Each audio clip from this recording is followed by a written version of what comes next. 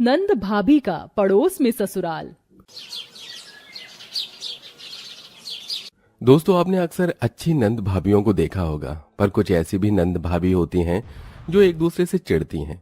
और क्या होगा जब दोनों का पड़ोस में ही ससुराल हो तो बात का बवाल और राय का पहाड़ तो बनना ही था। तो चलिए ऐसे ही कुछ चटपटी प्यार वाली नंद भाभी की नोक-झोंक को देखते हैं। सुहानी, ओ सुहानी, जरा आकर मेरे कंधे दबा दे, बहुत दर्द हो रहा है। मुझे नहीं आना, भाभी से करवा लो। मुझे पता था तू यही बोलेगी। इसके अलावा तुझे आता भी क्या है? जब देखो हर काम में नाक मुंह मारना आता है। बहू, ओ सुरेखा बहू, जरा इधर आ। तभी सुरेखा सास के पास पहुंच जाती है। जी माँ जी। अरे बहू, मेरे कंधे दर्द हो रहे हैं, दबा दे तू। कोई काम कर रही थी क्या? हाँ माँ जी, कपड़े धोने जा रही थी। अब पहले आपकी धुलाई, मेरा मतलब आपके कंधे दबा देती हूँ क्योंकि मेरी नंद जी से तो घर का कोई काम नहीं होता। आप कुछ बोल रही हैं क्या? मुझे यहाँ तक सुनाई दे रहा है। नहीं नहीं दीदी, मैं भला आपको क्या कहूंगी, लेकिन आप फ्री बैठी थी तो माँ जी के कंधे दबा देती, मैं कपड़े धो लेती। आप तो कपड़े भी नहीं धोएंगी क्या जोक मारती हैं भाभी आप? जब आपको पता है तो फिर? ये कामचोर नंद कभी भी मेरे काम नहीं आती। मेरे क्या, ये तो माँ जी की भी कोई बात नहीं सुनती, ऊपर से बैठे बैठे ऑर्डर देती रहेगी। बस फोन चलवा लो। भाभी, ऐसे घूर कर क्या देख रही हो? माँ के कंधे दबाना चालू करो। हाँ हाँ। फिर सुरेखा अपने सास के कंधे दबाने लगती है। दिन गुजरते हैं। सुहानी बहुत आलसी और घमंडी थी, जिस कारण वो घर में किसी की भी नहीं सुनती थी।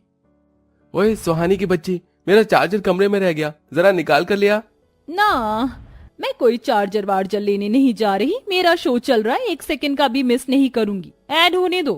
तू रहने दे, तेरे से तो काम करवाना मतलब दीवार में सिर मारने जैसा है। तेरे आने तक मैं 10 चक्कर लगा लूंगा कमरे तक, और ऑफिस भी पहुंच जाऊंगा।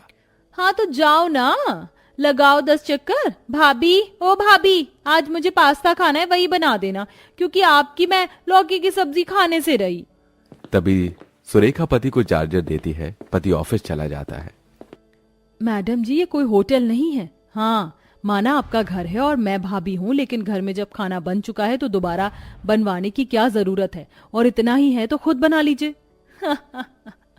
भाभी आप भी ना, मेरी शक्ल देखो। आपको लगता है मैं खुद से बनाऊंगी? अब तो मैं पास्ता खाऊंगी, ऐसे नहीं तो बाहर से मंगाकर खाऊंगी। Just wait and watch. Surekha उसकी बेवकूफ वाली हंसी पर और चिढ़ जाती है और नंद ऑनलाइन पास्ता मंगाकर भाभी को चढ़ाकर बर्तन गंदे करके पास्ता खाती है। Wow, this is so yummy. भाभी आप खाओगी? अरे कुछ बनाना नहीं था तो खाने का भी मन नहीं होगा, मैं खुद खा लेती हूँ। ओफो, ये पास्ता देख देख कर मेरा भी पास्ता खाने का जी कर रहा है। और ये नंद की बच्ची एक बाइट नहीं देगी। इसको तो मैं कल बताऊंगी। पता नहीं इसकी शादी क्यों नहीं हो रही। तभी इसकी ये हरकतें देखना बंद होंगी, वरना मेरा आधा खून रोज जलेगा। माँ जी से बात करती हूँ। सुरेखा अपनी सास कौशल्या के पास जाकर नंद की शादी की बात करती है, और जैसे ही कौशल्या एक अच्छा लड़का ढूंढकर सुहानी को फोटो दिखाती है तो वो फोटो फाड़ देती है। माँ, मैंने आपको बोला कि मुझे शादी करनी है या लड़का देखना है, बताओ। और वैसे भी अगर मैं शादी करूंगी भी तो अपने पसंद के लड़के से, उर्फ बॉयफ्रेंड से, जो कि पड़ोस में ही है, विक्की। मैं शादी करूंगी तो सिर्फ उससे, वरना बिल्कुल नहीं करूंगी। क्या? वो विक्की बॉयफ्रेंड? शादी करने के बाद भी पड़ोस में रहेगी? भगवान, मुझे तो लगा ये कहीं दूर चली जाएगी जिससे मैं खुश रहूंगी, पर अब। तेरा दिमाग खराब है सुहानी, तू पड़ोस में शादी करेगी? हाँ, एंड ये मेरा लास्ट डिसीजन है। ये सुनते ही सास बहू अपना माथा पकड़ लेती हैं, और फिर घर आकर सुभाष को सुहानी की शादी वाली बात पता चलती है, तो न चाहते हुए भी उन्हें पड़ोस में जाकर रिश्ते की बात करनी पड़ती है। रिश्ता तय हो जाता है और बहुत जल्द सुहानी विक्की से शादी करके पड़ोस में अपना ससुराल पा लेती है। तभी सुरेखा घर के काम धाम खत्म करके बिस्तर पर फैलकर लेट जाती है। वाह वाह वाह, चुड़ैल की बच्ची। अरे मैं अपनी माँ जी को ऐसे नहीं बोल सकती। अब गई वो पागल चुड़ैल नंद अपने ससुराल। अब मैं यहाँ आराम से रह सकती हूँ, पास्ता बना सकती हूँ, ऑनलाइन फूड खा सकती हूँ। अब यहाँ हम दोनों को भी डिस्टर्ब नहीं करेगी। जब देखो एसी में सोने के लिए हमारे कमरे में आ जाया करती थी। भाभी, ओ प्यारी भाभी, इतना आराम से कैसे लेटी हो? जरा मेरा काम कर दो। पागल हो गई हो क्या? ये आवाज मुझे आ रही है? लगता है उसके जाने के बाद इस कमरे में भी आवाज गूंज रही है। अरे ओ भाभी, कहाँ खो गई? मैं ही आपके पास आ गई हूँ, मेरी मदद कीजिए। मेरा जूड़ा खुल नहीं रहा, इसमें बहुत सारी पिन है, इसे निकाल दीजिए ताकि मैं सो पाऊं। विक्की मेरा इंतजार कर रहे हैं। जैसे ही उठ बैठकर सुरेखा अपनी नंद को देखती है तो उसके होश उड़ जाते हैं। तुम यहाँ कैसे? अरे भाभी, मैं आपकी पड़ोसन हूँ, सामने ही पड़ोस में ससुराल है, आ नहीं सकती क्या? मैं कौन सा लखनऊ गुजरात में रहती हूँ जो 2 दिन लगा कर आऊंगी? मेरी मदद कीजिए जल्दी। हाँ हाँ। फिर सुरेखा नंद का जोड़ा खोल देती है और वो अपने ससुराल चली जाती है। अभी अभी तो मैं खुशी के सपने देख रही थी, लेकिन इसने अभी आकर मेरा भ्रम तोड़ना था। कहीं ये नंद रोज रोज ना आने लग जाए, घर पर मेरी तो वाट लग जानी है। अरे क्या बड़बड़ा रही हो, रात के 10 बज रहे हैं, सो जाओ अब। हाँ, सो रही हूँ। ऐसे ही 2-4 दिन गुजरते हैं। नंद अपने ससुराल में काम संभालते हुए बहुत खुश थी, लेकिन काम करने में जो आलस आ रहा था वो तो पूछो ही मत। एक दिन वो अपने घर के बाहर झाड़ू लगाकर कूड़ा इकट्ठा कर देती है। अरे मोरी मैया, ये मुझे झाड़ू पोछा करना, घर का काम करना बिल्कुल पसंद नहीं है।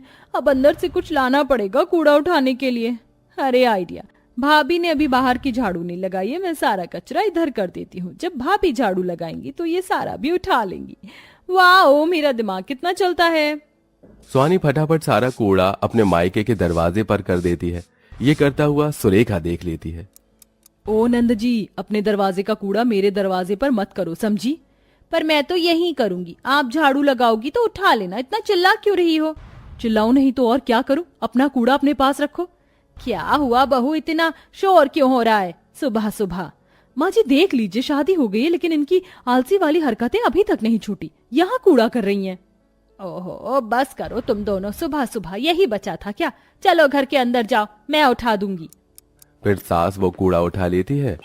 2-4 दिन गुजर जाते हैं। ओहो, आज तो मेरा खाना बनाने का बिल्कुल भी मन नहीं कर रहा। ऐसा करती हूँ, भाभी का खाना ले आती हूँ, वो और बना लेंगी, बस वो ना हो। सुहानी अपनी माँ के पास जाकर बहाना लगा देती है और भाभी का बना हुआ दोपहर का खाना सिर उठाकर ले जाती है और अपने ससुराल वालों को खिला देती है। ससुराल वाले खुश होते हैं। वहीं दूसरी तरफ सुरेखा रसोई में खाना ढूंढती है तो उसे कहीं कुछ नहीं मिलता है। माँ जी, अभी आपको पता है मैंने दाल मखनी, कोफ्ता और पूरी बनाई थी, लेकिन वहां पर अब कुछ भी नहीं है। सारा खाना कहाँ गया? बहू दोबारा खाना बना ले, वो सारा खाना तो तेरी नंद ले गई। क्या? माँ जी, आप ऐसा कैसे कर सकती हैं? उनकी शादी हो गई है, उन्हें अपने ससुराल वालों को खुद बनाकर खिलाना चाहिए।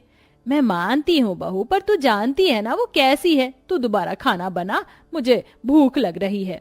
इस बात पर सुरेखा को बहुत गुस्सा आता है और वो गुस्से का घूंट पीकर दोबारा रसोई में परेशान होकर खाना बनाती है, जिसके बाद सब खाना खाते हैं। थोड़े दिन बाद सुहानी कभी चीनी मांगने आती है तो कभी चाय पत्ती और कभी बीमारी का बहाना बनाकर घर से खाना बनाकर ले जाती है।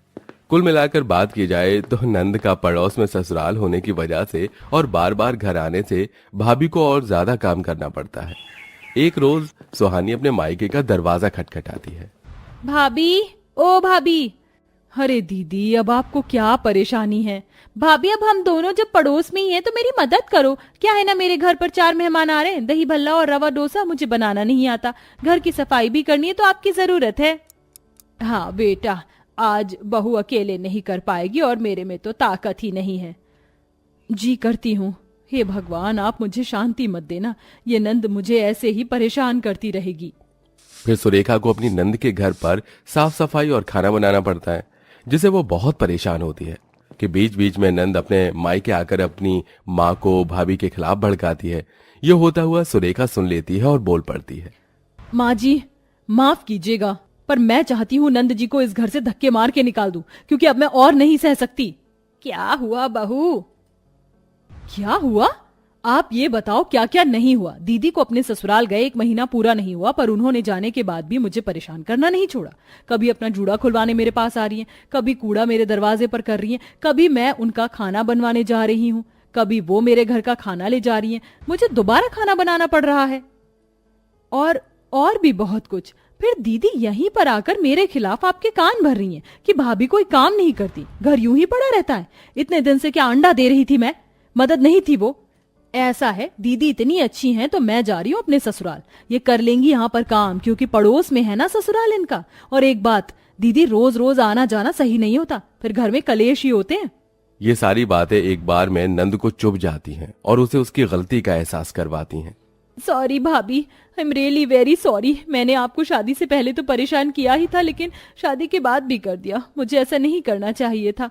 आपकी जगह मैं होती तो पता नहीं क्या करती, लेकिन आप तब भी मेरी मदद करती गई और उसके बाद भी मैंने आपको नीचा दिखाया। माफ कर दीजिए भाभी, आप कहीं मत जाइए। सुहानी को अपनी गलती का एहसास होता है, जिसके बाद सुरेखा उसे माफ करके गले से लगा लेती है और अब पड़ोस में रहकर नंद अपनी घर गृहस्थी में ज्यादा ध्यान देती है और सब कुछ ठीक हो जाता है।